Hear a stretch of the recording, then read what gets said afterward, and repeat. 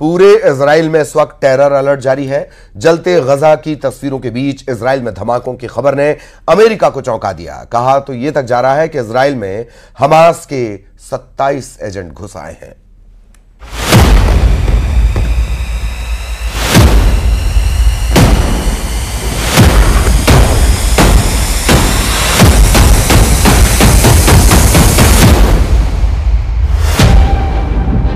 Israel की राजधानी तेल अवीव में फटा बम।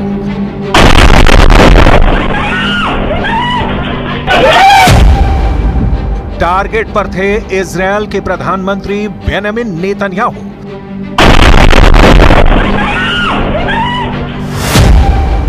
रक्षा मंत्री योव गैलेंट को उड़ाने की थी तैयारी।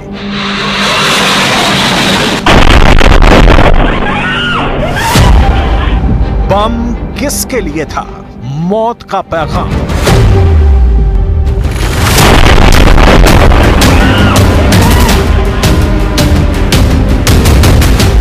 जिनके घर शीशे के बने होते हैं वो दूसरों के घर पर पत्थर नहीं मारते। इजराइल की राजधानी तेल अवीव में फटे बम की कहानी नेतन्याहू को यही लाउड एंड क्लियर मैसेज दे रही है। ועוד לא יודעים, תכף אנחנו כרגע בודקים את הדברים, ונכון לעכשיו אני יכול לומר שזה יכול להיות פח"ע וגם יכול להיות פלילי. כיוון הפח"ע מאוד רציני. तेल अवीव में बम टारगेट पर पहुंचने से पहले ही फट गया, जिसमें उसी शख्स की मौत हो गई जो बम को ले जा रहा था। सवाल यह है कि यह बम किसकी जान लेने के लिए ले जाया जा रहा था? बम का टारगेट कौन था? क्या यह बम हमास प्लांट करने की कोशिश में था या इजराइल के भीतर ही बैठा कोई दुश्मन बम प्लांट करने की फिराक में था? इसकी डिटेल अभी तक तेल अवीव की पुलिस जुटाने में जुटी है। लेकिन यह बहुत गौर करने वाली बात है कि यह पहली बार नहीं हुआ है जब तेल अवीव में इस तरह की कोई घटना हुई है।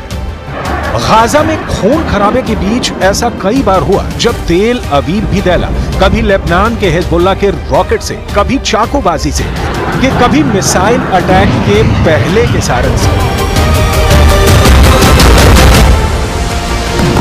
इजराइल वॉर मोड में है, लेकिन खुद इजराइल के खिलाफ हमले नहीं रुक रहे। इस बीच इजराइल ने गाजा में ताजा हमले किए हैं। इन हमलों में 29 फिलिस्तीनियों की मौत हो गई है। गाजा पर ताजा अटैक उस वक्त हुआ है जब अमेरिका के विदेश मंत्री एंटनी ब्लिंकन इजराइल में थे। शांति प्रस्ताव पर बातचीत के लिए इजराइल बातचीत के लिए कितना तत्पर है, कितना उत्सुक है, गाजा पर हुए हमले उसकी वानगी है। गाजा के स्वास्थ्य अधिकारियों के मुताबिक सेंट्रल सिटी दीर अल बला में एक घर पर इजरायली हवाई हमले में बच्चे और उनकी मां की मौत हो गई। मरने वालों में एक ही परिवार के 8 लोग शामिल हैं। हमले में एक महिला और उसके 6 बच्चों की मौत हुई है। इजरायली सेना ने कहा कि उसने दक्षिण शहर खान यूनिस से इजराइल पर हमला करने के लिए इस्तेमाल किए गए रॉकेट लॉन्चरों को नष्ट कर दिया, जो हाल के हफ्तों में तीव्र लड़ाई की जगह थी। गाजा में युद्ध और शांति साथ साथ। गाजा चल रहा है, अभी से नहीं, पिछले साल अक्टूबर से ही। नेतन्याहू चला रहे हैं शांति प्रस्तावों, बैठकों और युद्ध विरामों की कोशिशों के बीच। अमेरिका के विदेश मंत्री एंटनी ब्लिंकन युद्ध छिड़ने के बाद 10वीं बार इजराइल पहुंचे शांति प्रस्ताव में जान फूंकने के लिए।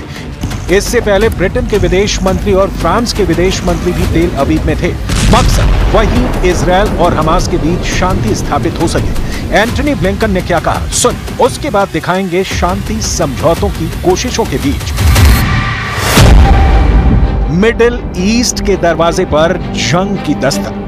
This is a decisive moment, probably the best, maybe the last opportunity to get the hostages home, to get a ceasefire, and to put everyone on a better path to enduring peace and security.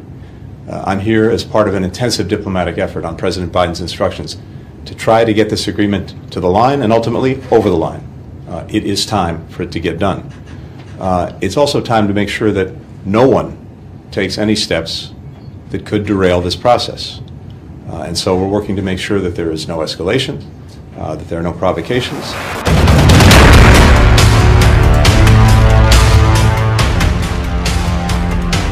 बताया जा रहा है कि Israel के प्रधानमंत्री Netanyahu और अमेरिकी विदेश मंत्री एंटनी ब्लिंकन गाजा के साथ एक समझौते पर मुहर लगाने के लिए नए सिरे से बातचीत करेंगे। इजरायल के बाद ब्लिंकन मंगलवार को मिस्र के काहिरा की यात्रा करने वाले हैं, जहां आने वाले दिनों में युद्ध विराम वार्ता फिर से शुरू होगी। AFP के मुताबिक जॉर्डन और खुद हमास ने भी पश्चिमी देशों से नेतन्याहू पर दबाव बनाने की अपील की है ताकि कोई समझौता हो सके। वहीं इजरायल में भी युद्ध विराम को लेकर कई लोग प्रदर्शन कर रहे हैं। हालांकि नेतन्याहू के सत्तारूढ़ गठबंधन के लिए महत्वपूर्ण धुर दक्षिणपंथी सदस्य किसी भी युद्ध विराम का विरोध कर रहे हैं। पश्चिमी देशों के बढ़ते दबाव और ब्लिंकन के इजरायल में लैंड होने के समय कैबिनेट बैठक में हमास प्रमुख का जिक्र करते हुए नेतन्याहू ने जो कहा, उसे बहुत ध्यान से सुनने की जरूरत है। हमास इस समय तक अड़ियल बना हुआ है। उसने दोहा में वार्ता के लिए अपना कोई प्रतिनिधि भी नहीं भेजा। इसलिए दबाव हमास और याह्या सिनवार पर होना चाहिए, न कि इजरायली सरकार पर।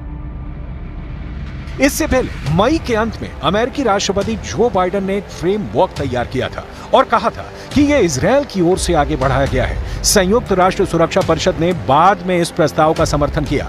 प्रस्ताव के तहत शुरुआती 6 हफ्तों के लिए लड़ाई रुक जाएगी। इजरायली जेलों में बंद फिलिस्तीनी कैदियों के बदले इजरायली बंधकों की लेन देन होगी और मानवीय सहायता गाजा पट्टी में पहुंचाई जाएगी।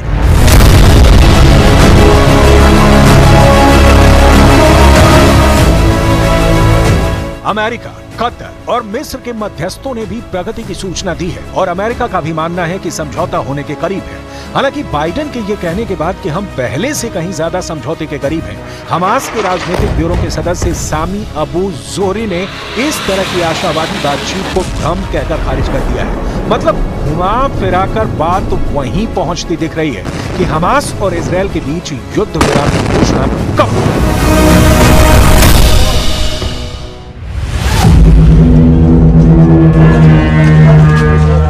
हमास इजरायल युद्ध में अब तक 40,000 से ज्यादा लोग मारे जा चुके हैं। गाजा में पोलियो फैलने की आशंका गहरा गई है।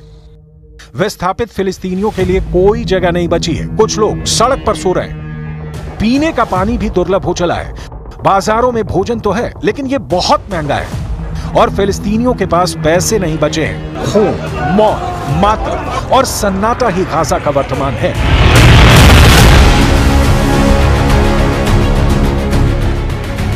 22 नवंबर 2023 को हमास और इजरायल के बीच 4 दिनों का संघर्ष विराम हुआ था। इस दौरान करीब 50 इजरायली बंधक और 150 फिलिस्तीनी कैदियों की रिहाई हुई थी। इसके बाद से सीज फायर डील पर सहमति की कोशिश की जा रही है, लेकिन अब तक कोई सकारात्मक परिणाम सामने नहीं आया है। इजरायली डिफेंस फोर्स दम भर फिलिस्तीनियों को मौत के घाट उतार रही है। तमाम इंटरनेशनल संस्थानों की मानवीय अपील नेतन्याहू ठुकराते रहे हैं।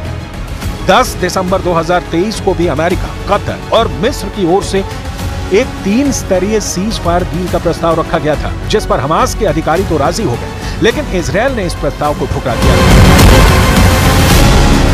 उसके बाद नेतन्याहू ने हमास के खिलाफ हमले तेज करने का ऑर्डर दिया था और हमास के अंतिम आतंकी के मारे जाने तक किसी भी तरह से युद्ध रोकने से इनकार कर दिया था। लेकिन उसके बाद जिस तरह से इजरायली डिफेंस फोर्स ने फिलिस्तीनियों को मारा, उसने दुनिया को चिंता में डाल दिया। यही वजह है कि दोहा में 15 और 16 अगस्त को गाजा सीज फायर डील को लेकर बातचीत हुई। हालांकि इस बातचीत में हमास के प्रतिनिधियों ने हिस्सा नहीं लिया। हमास उन 3 स्तरीय प्रस्ताव पर सहमति चाहता है जो UNSC से भी पारित हो चुका है। वहीं इजरायली प्रधानमंत्री ने एक बार फिर नई शर्तें रखी हैं। पश्चिमी मीडिया में छपी रिपोर्ट के मुताबिक इजरायल दक्षिणी गाजा में अपना नियंत्रण बनाए रखना चाहता है। साथ ही नेतन्याहू की मांग है कि वो गाजा में जगह जगह चेक पॉइंट्स बनाएंगे और उत्तरी गाजा में लौटने वाले फिलिस्तीनियों को तलाशी के बाद ही जाने दिया जाएगा। बताया जा रहा है कि इजरायल की इन नई शर्तों की वजह से ही हमास ने सीज फायर डील की बातचीत में शामिल होने से इनकार कर दिया है। सवाल है कि अब आगे क्या होगा? युद्ध विराम होगा या गाजा यूं ही कब्रिस्तान में तब्दील होता रहेगा?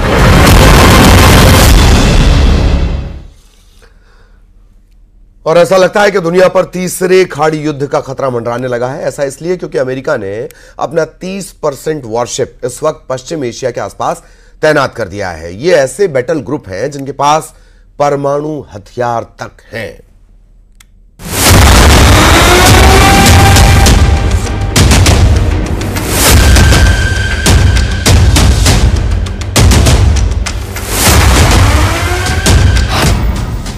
क्या अमेरिका ने तीसरे खाड़ी युद्ध की तैयारी कर ली है?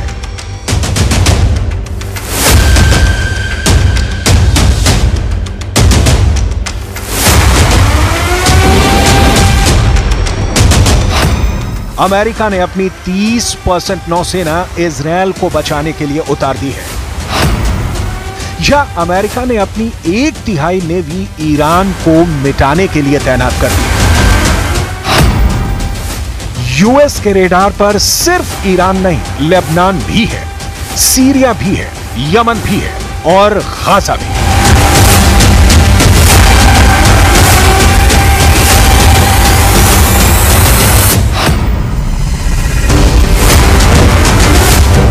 बाइडेन के विध्वंसकों ने इजरायल के दुश्मनों को घेर लिया है। ये इजरायल के दुश्मनों के लिए वाकई बहुत बुरी खबर है।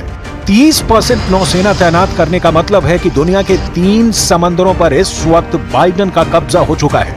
यूएस नेवी के इस डिप्लॉयमेंट से इजरायल के दुश्मनों के पसीने छूट गए हैं। कहां तो ईरान इजरायल पर हमले की धमकी दे रहा था और कहां अब खुद की सुरक्षा करनी तक मुश्किल हो गई है। सिर्फ ईरान ही नहीं, इस तैनाती से लेबनान भी सहमा हुआ है, यमन भी घबरा गया है और गाजा तो इजरायल की लिस्ट में सबसे ऊपर है। इसलिए एक बार फिर सवाल, क्या अमेरिका ने तीसरे खाड़ी युद्ध की तैयारी कर ली है?